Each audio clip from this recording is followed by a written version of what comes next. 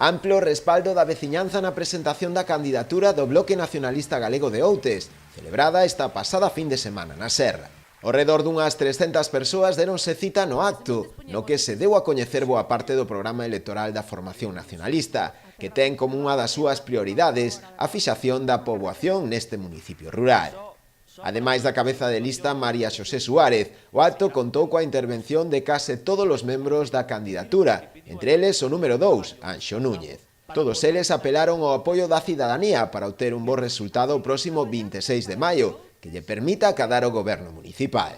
Temos ganas, temos ilusión e temos proxecto e os recursos necesarios para que isto pase, pero necesitamos o voso apoio.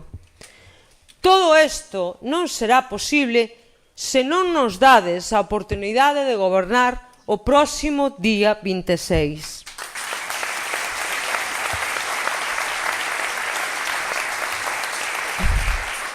Nós fixemos o noso traballo e estamos dispostos a seguilo facendo. Outes necesita un cambio.